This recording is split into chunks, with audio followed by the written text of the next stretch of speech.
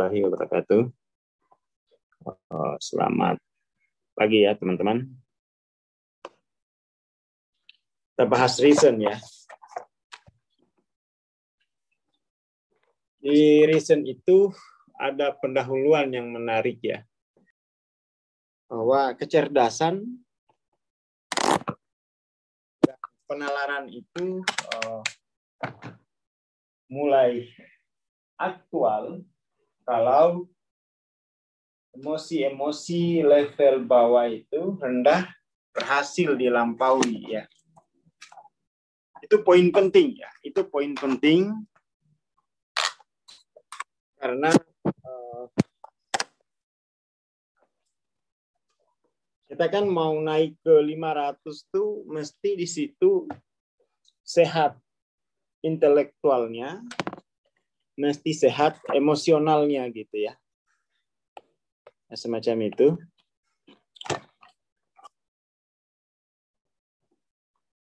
Jadi poinnya begini, bagaimana kemudian tuh bisa melampaui emosi-emosi negatif atau emosi-emosi dari level yang rendah. Nah, dari sini kita perlu memahami tentang logika progresif itu.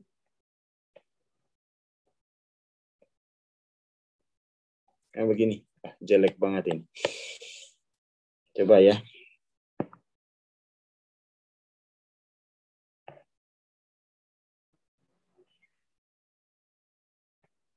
Tuh. 2, 3, 4, 5 gitu ya. Jadi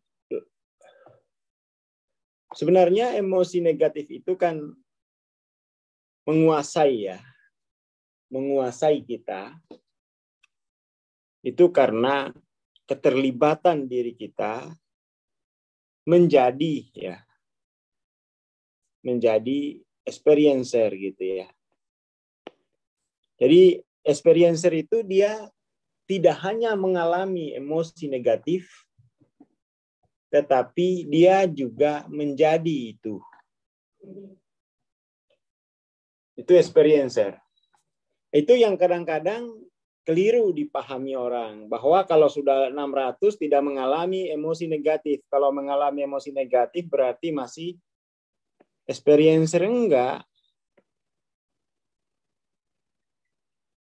Emosi negatif tentu saja tetap dialami, tetapi dia tidak menjadi itu. Itu poinnya ya. Itu poin penting. Experiencer mengalami dan menjadi itu.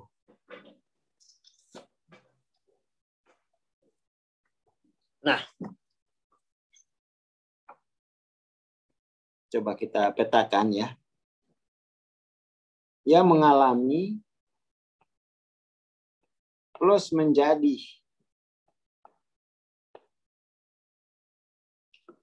The observer itu dia juga mengalami. Tetapi dia sudah mampu keluar dari menjadi itu. Dia sudah mampu melampaui menjadinya ini.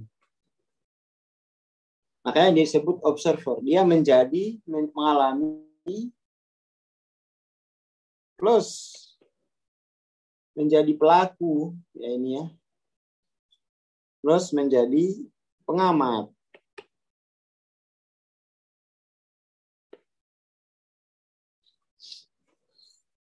Oke.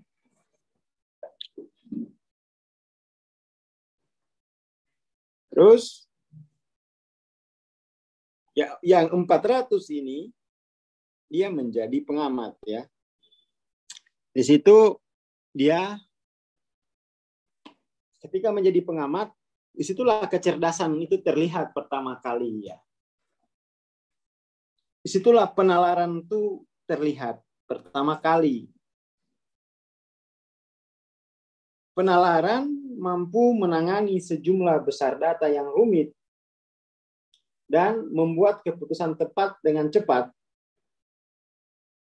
memahami kerumitan hubungan gradasi dan perbedaan halus, dan ahli dalam memanipulasi simbol sebagai konsep abstrak. Jadi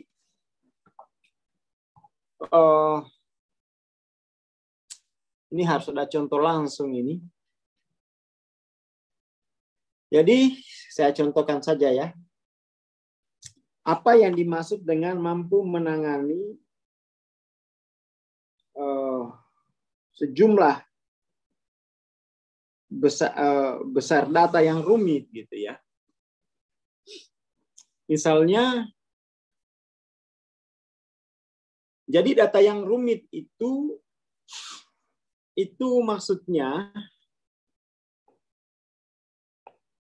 itu sudah masuk ke wilayah dinamika ya. Dia sudah memahami dinamika. Dinamika bagaimana sebuah perilaku itu saling terkait ya.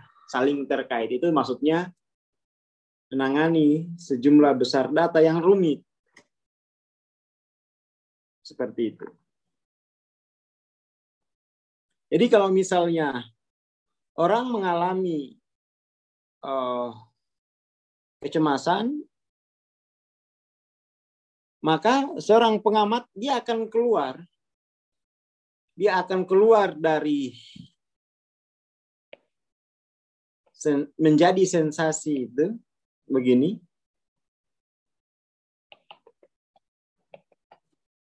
Lalu dia akan melihat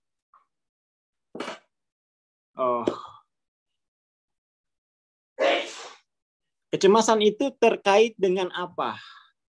Apakah terkait dengan struktur deep psikologinya, ya,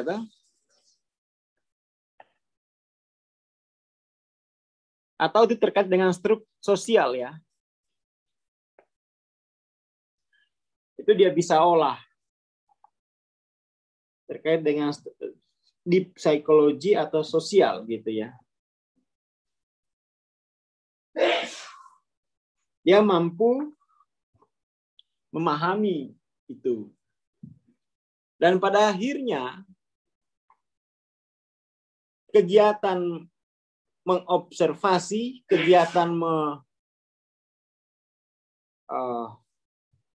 mengamati itu akan melahirkan sebuah temuan ya.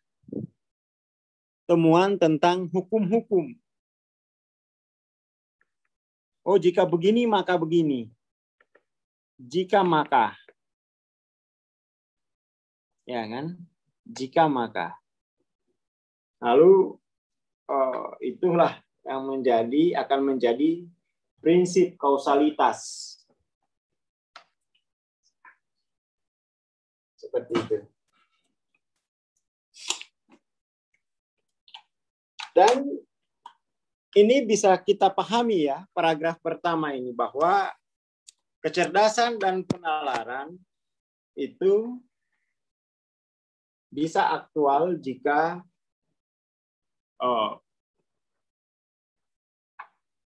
emosi-emosi rendah terlampaui gitu. Nah, terkait dengan kecerdasan ini kan intelek. Lalu kemudian penalaran itu kan itu tuh proses reasoning ya.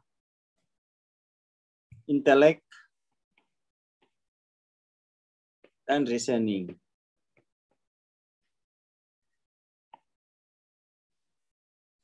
Salah satu ciri yang orang intelek itu kecepatan dia ya. Kecepatan memahami. Atau bisa dipahami dengan kemampuan reflektif. Orang intelek itu kecepatan reflektifnya ya.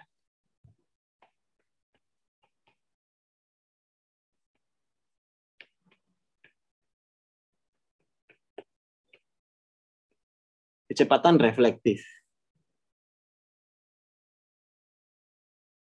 Jadi reflektif itu kemampuan untuk keluar dari tekanan gitu ya, untuk melampaui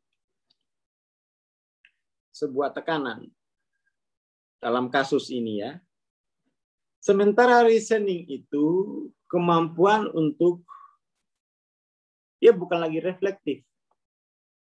Dia kemampuan untuk melaporkan ya secara objektif apa yang dia amati, itu reason itu. Reasoning itu kemampuan untuk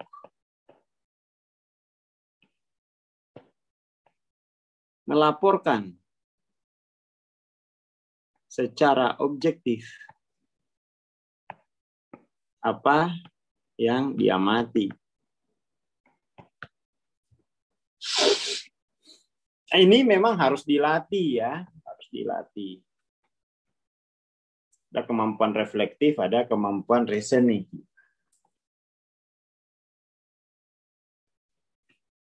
Oke, tuh. Ini merupakan level sains pengobatan dan secara umum peningkatan kecakapan untuk penalaran, pengkonsepan, dan pemahaman gitu ya. Nah, ini soal kemampuan untuk penalaran, pengonsepan, dan pemahaman gitu ya. Bagaimana menalar? Penalaran itu kemudian dia mengikuti asumsi. Ya. Asumsi, apakah dia asumsinya dualistik atau non-dual. Itu penalaran itu bekerja berdasarkan asumsi. Jadi kalau sudah asumsinya dualistik, maka semua dia akan terus menemukan bukti kebenaran dari asasnya itu. Tapi kalau asasnya non-dual, maka dia juga akan terus menemukan bukti dari asasnya itu. Maka pada tingkat asas itu yang berperan itu ya mau apa enggak, mau menggunakan yang mana ya. Mau menggunakan yang mana.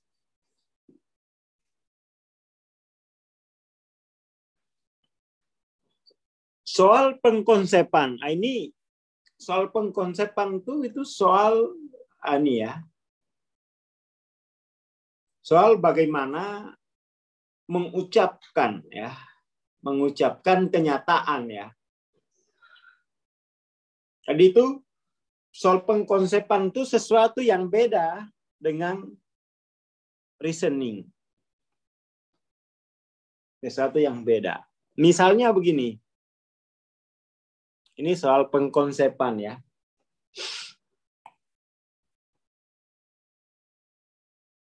Soal pengkonsepan tuh kita ambil saja Hawking.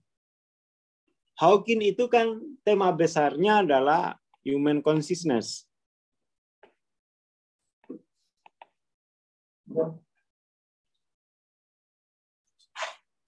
Dan dia adalah kajian-kajian spiritual, ya, bukan kajian material.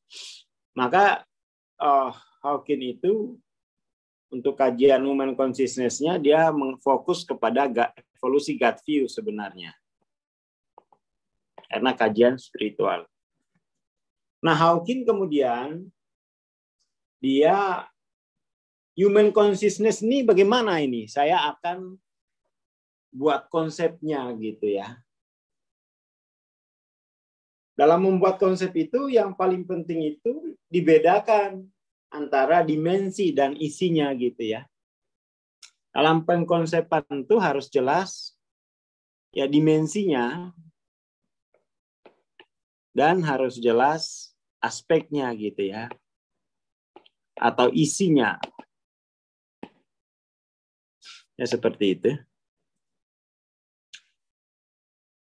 Lalu kemudian Hawking menetapkan di situ, mau nggak mau dia harus menetapkan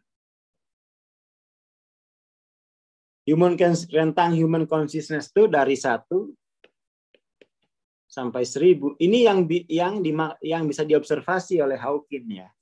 1 sampai 1000. Padahal Potensi itu kan tak terbatas. Tapi Hawking harus menetapkan di situ. 1 sampai 1000. Berarti isinya ada 1000. Isinya ada 1000 gitu ya. Ini soal matematika ini. Dari 1000 ini diketahui dulu isinya ada berapa. Dari 1000 ini mau dibagi berapa dimensi? Bebas.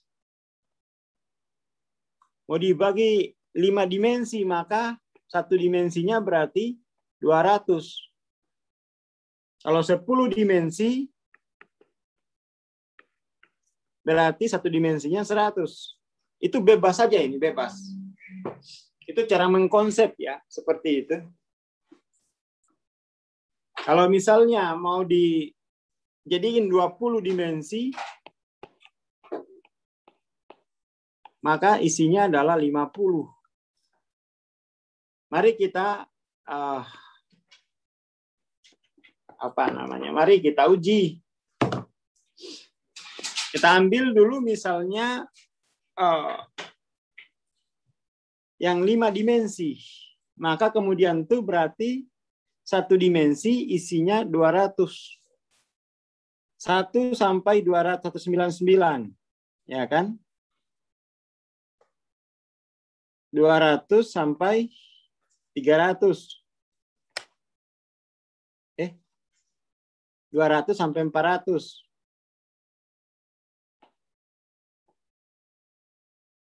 399 ya.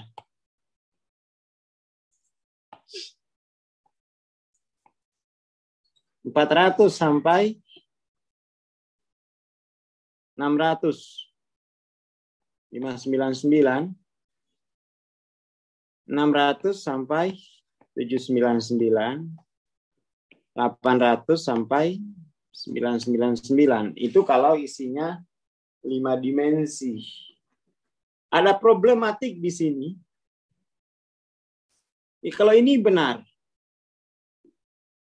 Problematiknya adalah di sini. Karena dimensi keempat sama isinya dengan dimensi kelima.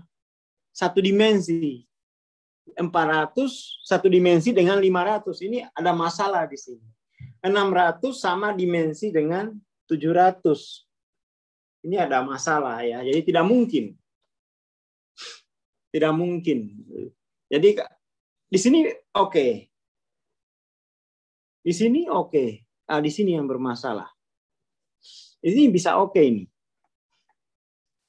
Tapi kalau misalnya kita bagi 10 dimensi, maka dia 100. Berarti 1 sampai 99. 100 sampai 199. 200 sampai 299. 300 sampai 399. 400 sampai 499. 500 sampai 599. Ini oke. 10 dimensi pada akhirnya di konsep. Hawking itu mengkonsepkannya menjadi 10 dimensi itu ideal ya. Keadaan yang ideal. Kalau 20 dimensi, wah itu mungkin ideal tapi terlalu panjang ya.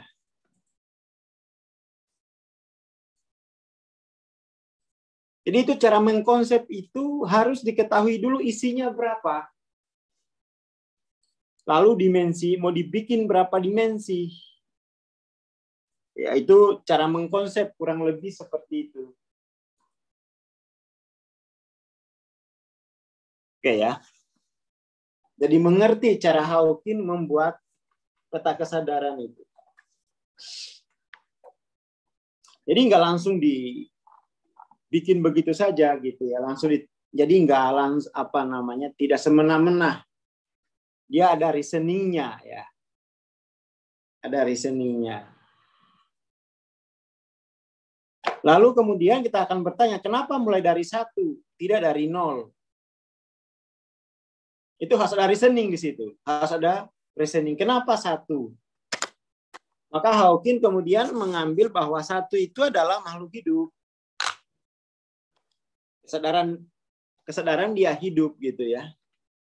Cirinya adalah dia mampu berinteraksi dengan lingkungan, interaksi aktif gitu ya. Dia mampu membaca sinyal-sinyal dari lingkungan dan dia bisa interaktif gitu. Itu alasannya. Ya seperti itu. Itu soal konsep.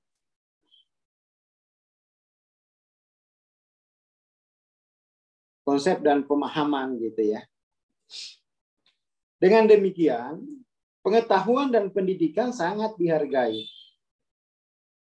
Memahami informasi dan logika adalah alat utama pencapaian, merupakan keunggulan level 400. 400 itu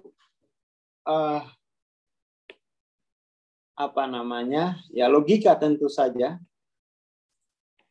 sebagai alat ya. Terus kemudian kemampuan penalaran, rasionalitas di situ itu menjadi penting ya, menjadi penting. Mungkin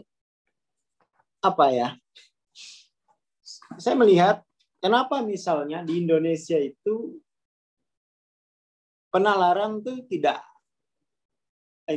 maksudnya tidak hidup gitu ya. Kecerdasan juga tidak hidup.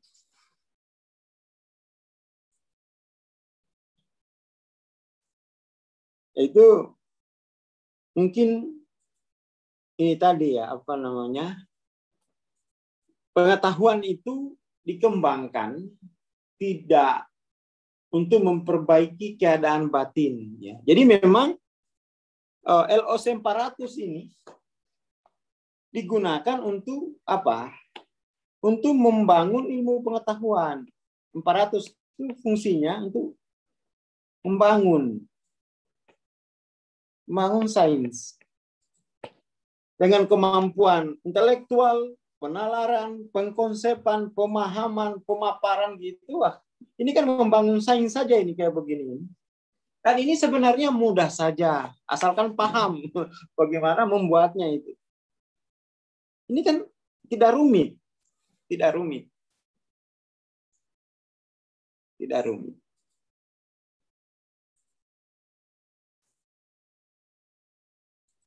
Nah, persoalannya adalah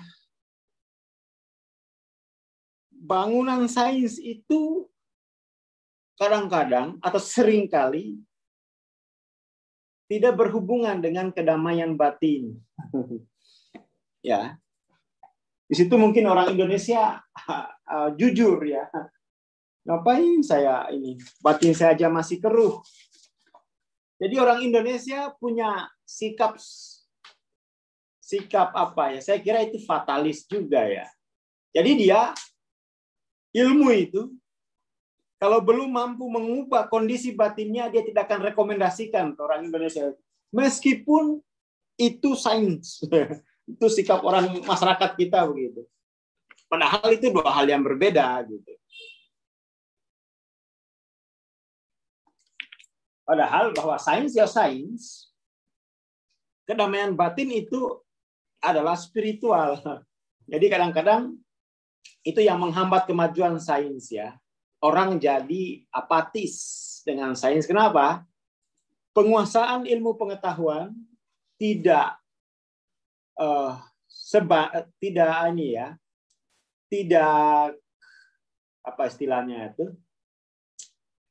tidak sejajar dengan kedamaian batinnya, tidak sejajar dengan perbaikan kehidupannya. Nah, itu persoalan ya. Dan orang Indonesia akhirnya sudahlah, saya nggak mau merekomendasikan sains. Itu juga menjadi hambatan ya. Itu juga menjadi hambatan sehingga orang ya bingung gitu. Yang mana ini yang benar? Nunggu orang itu mengalami evolusi. Waduh, nunggu 600 baru saya merekomendasikan sains. Ya mungkin sudah meninggal itu. Itu kegagalan membedakan ya. Membedakan sains dan spiritual. Itu sikap yang apa namanya? Saya kira itu sikap yang keliru. Sikap yang keliru. Kenapa? Pada akhirnya ini kan yang harus direkomendasikan, ini yang ini. Biar ke sini gitu. Kesadarannya ya. Kesadarannya. Nah, orang kita maunya itu kesadaran itu langsung terpancar ya. Itu kan untuk terpancar itu butuh proses, tetapi bahwa dia mampu menyerap itu satu hal. Mampu memancarkan, itu hal yang lain. Jadi jangan dikonflikkan antara kemampuan menyerap dengan kemampuan memancarkan ya. Seperti itu. Nanti kalau memancarkan itu kalau 500. Tapi kan kalau nggak ada yang diserap, nggak mungkin naik ke 500. Itu persoalan.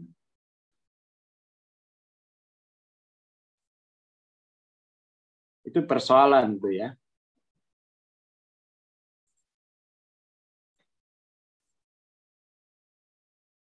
Nah, kalau mau langsung berubah, kalau mau menginginkan perubahan, itu namanya, kalau di dalam ini ya, tarekat itu ubudiyah.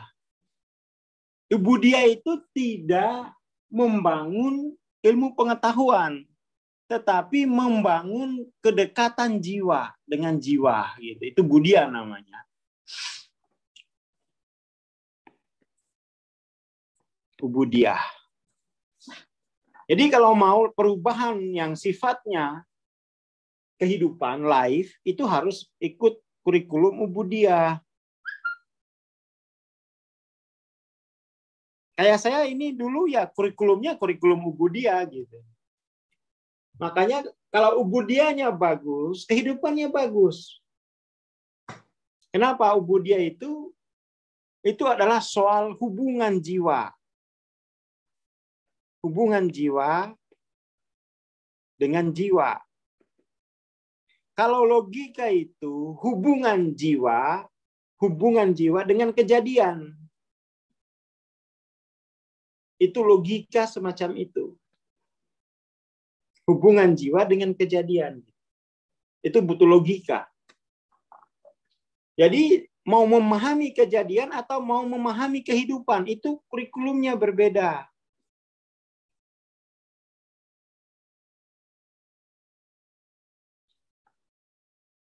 Itu penting dipahami ya. Nah inilah kemudian tuh agak bermasalah ini kalau misalnya kita tidak ada ubudiyah. Padahal kita ingin perubahan itu di tingkat kehidupan, bukan hanya di tingkat pemahaman. Nah itu agak bermasalah itu karena kita tidak ada tradisi ubudiyah. Ya kan? Tidak ada tradisi. Kalau tradisi ubudiyah, apa namanya, itu agak berat bagi orang yang dunia modern ya masuk ke ubudiyah. Bayangin misalnya kalau teman-teman bekerja lalu hasil kerjanya itu disuruh bagi-bagikan ke orang. Itu demi apa? Demi ubudiyah gitu kan. Jadi kita manut 100%. Udah gini. Ya, yes. Oke. Kan nggak mungkin begitu diterapkan pada pembelajaran TLOC ini. Ya kan? Nggak mungkin begitu. Apalagi misalnya pas transendensi yang ditransendensi justru lebih banyak memberi ini. Wah itu ya sudah. Ya kita iakan saja kalau begitu. Ya kan? Jadi orang transendensi itu mestinya bersikap menerima. Oh ini begini. Ya oke. Ya. Bukan kemudian tuh bersikap misalnya apa? Diskusi itu tidak bisa begitu. Kalau diskusi kan ya sudah kita diskusi gitu. Kalau diskusi itu dipakai untuk membangun sains. Kalau untuk melembutkan jiwa, untuk meluruskan jiwa, itu namanya ubudiyah. Ya. Yang belum pernah ubudiyah bingung, kayak apa sih ubudiyah itu? Nah, itu nanti bisa tanya ke Bang Dani ya. Bisa tanya ke Bang Dani. Kayak apa ubudiyah itu? Karena ubudiyah itu dia fokus pada meluruskan jiwa, bukan meluruskan cara berpikir. Kalau mau meluruskan cara berpikir, pakai logika. Tapi apakah setelah lurus cara berpikirnya, jiwanya lurus? Oh tidak. Tidak begitu. Banyak profesor yang gantung diri. Pejabat-pejabat banyak yang koruptor. Sarjana banyak pengangguran. Kenapa? Jiwanya belum lurus. Yang lurus baru logikanya. Nah itu persoalan ya. Itu persoalan. Oke. Itu biar jelas gitu. Jadi teman-teman ini harus belajarnya ini harus mau yang mana dulu. Kita ada percontohan ini ya di kantor ini. Di kantor ini ada ya berapa orang ini ya? 6 apa 5 gitu. Kamu fokus, saya langsung tembak gitu ya. Fokus luruskan jiwamu dulu. Soal logika itu gampang ya. Logika itu gampang. Luruskan jiwamu. Bagaimana lurus? Manut aja dulu pokoknya. Manut. Nggak mungkin disesatin gitu. Kamu manut. Ikutin aja ini. Ikutin sambil ya gimana. Ikutin aja tugas-tugas itu. Udah. Laksanakan tugas-tugas itu.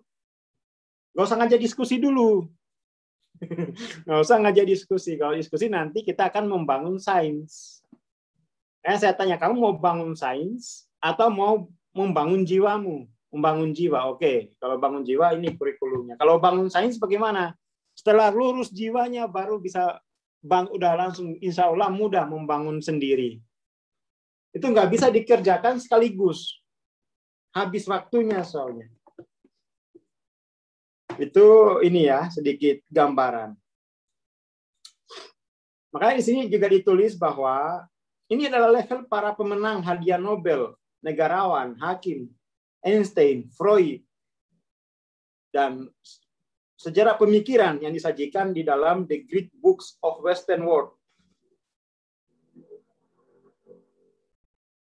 Itu kita harus punya ini buku The Great Books ini. Itu harganya kalau nggak salah buku ini saya hitung-hitung kemarin itu adalah kayak 20 juta. Saya lagi siap-siap mau beli. Hanya saja ya kekurangan level ini adalah gagal apa ini? Gagal membedakan, memperlainkan, agak ganjil ya. Memperlainkan itu membedakan. Gagal mengenali perbedaan, memperlainkan itu antara simbol dan apa yang dilambangkan, res cogitan sama res externa. Jadi gagal membedakan antara dunia pikiran dengan realitas, res externa ya. Res cogitan itu pikiran, kognitif. Res externa itu realitas. Ya makanya dia hanya meluruskan logika. Meluruskan logika. Kalau mau jadi dosen, iya. Cukup itu apa namanya? Luruskan saja logikanya. Tapi kalau mau menjadi contoh, teladan, itu tidak cukup lurus logika itu. Harus lurus jiwanya. Itu kadang-kadang bermasalah ya. Itu kadang-kadang bermasalah. Kita nggak jelas nih, mau menjadi dosen atau mau menjadi contoh. Nah, mau menjadi contoh tapi misalnya nggak manut ubudiyah, itu repot ya. Itu repot. Dan kita kan, makanya Hawking itu nggak mau disebut guru. Kenapa? Loh, guru itu dia punya tradisi ubudiyah. Dia hanya mau spiritual teacher. Pengajar spiritual. Pengajar itu ya tidak ada tradisi ubudiyah, tapi tradisi pengetahuan gitu ya. Kalau ubudiyah itu melatih cinta. Melatih cinta. Ya seperti itu. Tetapi orang mau apa ya? Pengetahuan spiritual itu harus jiwanya sudah duduk kalau mau menyampaikan, dan logikanya harus lurus. Nah, ini persoalan-persoalan ya. Kadang-kadang persoalannya baru logikanya yang lurus, jiwa belum lurus. Nah, itu agak berat untuk spiritual teacher ya, seperti itu. Makanya Hawking juga kan mampu menjadi spiritual teacher itu kan setelah mengalami zadab, kegila. Dia apa ya? Dia dalam beberapa tahun dia hanya mampu menyaksikan dunia itu dalam wujud aslinya, keindahan abadi ya. Hawking itu gitu. Dia sepanjang tahun itu menyaksikan keindahan abadi. Life. Setelah itu dia sadar kembali, lalu dia praktek ya, dia praktek. Kekurangan level reason ini itu juga gagal membedakan antara dunia objektif dan subjektif yang membatasi pemahaman hanya dalam konteks sebab akibat. Dia tidak mampu memahami dunia potensial aktual sebab akibat. Dia tidak mampu memahami potensial aktual gitu. Ini persoalannya, itu persoalan-persoalan di dunia 400. Di level ini orang mudah untuk kehilangan pandangan ke hal-hal yang nyata. Terpesona oleh konsep dan teori dan berakhir dengan tidak memahami inti perkara. Waduh. Aduh, kacau ini. Tadi hanya jago teori, inti perkara tidak memahami, tapi itu tidak apa-apa, jangan dipertentangkan ya. Jangan dipertentangkan karena itu fakultas yang berbeda gitu ya. Itu fakultas yang berbeda. Dan orang-orang semacam Albert Einstein itu juga mengkritik konstruksi pikiran itu. Res cogitan itu. Seperti itu. Jadi teman-teman ini ya apa istilahnya itu? Tinggal milih lah ya, milih mau membangun sains atau membangun jiwa. Kalau ini ubudiyah namanya. Ubudiyah itu secara singkat itu pokoknya kerjain tugas dari gurunya gitu ya. Kalau sains enggak usah, yang penting observasi, lurus berpikir, lakukan pengamatan, nah itu akan tumbuh jiwa saintisnya. Seperti itu. Tetapi juga keduanya ini diperlukan. Keduanya diperlukan. Ubudiyah itu membangun cinta ya. Sementara sains itu membangun pengetahuan. Nanti pada akhirnya pengetahuan itu akan berujung pada kebenaran. Pada akhirnya akan antara cinta dan kebenaran itu satu paket. Nanti kita akan bahas lagi besok ya.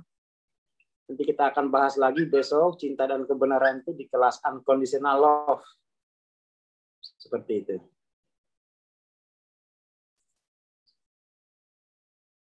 Seperti itu. Kang, boleh nanya, Kang? Ya, nanya aja. Menyingkapi setiap kejadian adalah runtutan kejadian, hanya runtutan kejadian ya. Gimana posisi jiwa yang apa yang terjadi di luar itu hanyalah refleksi yang di dalam. Itu gimana, Kang? Ya itu namanya kan potensial aktual. Itu satu. Itu namanya potensial aktual. Tetapi bisa juga orang memahami itu sebagai sebab akibat. Tapi itu sebenarnya itu persoalan epistemologis kan. Persoalan epistemologis itu kamu harus berada pada posisi gitu loh. Jadi nggak bisa hanya menghafal, meniru definisi. Definisi itu tidak bisa ditiru, definisi itu di-create gitu ya. Di-create. Tapi secara ilmu kayak tadi itu, bahwa yang di luar itu manifest yang di dalam itu namanya potensial aktual yang ya kayak gini kan. Yang dari sini potensinya ke sini, di aktual di sini misalnya. Itu kan epistemologis ini, pembahasan epistemologis. Apalagi kira-kira?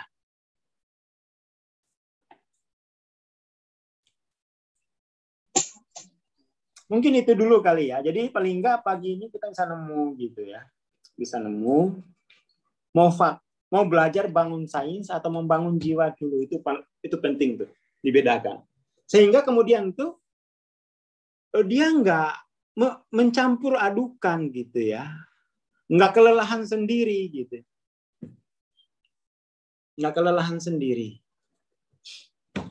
Nanti kan putus asa itu. Niatnya mau membangun jiwa, memperbaiki kehidupan, ternyata waktunya dipakai buat bangun sains. Itu nggak ada hubungannya dengan perbaikan kehidupan. Itu membangun, memperkuat institusi namanya. Seperti itu. Oke ya, teman-teman. Di diskusi di grup. Terima kasih, selamat pagi. Assalamualaikum warahmatullahi wabarakatuh.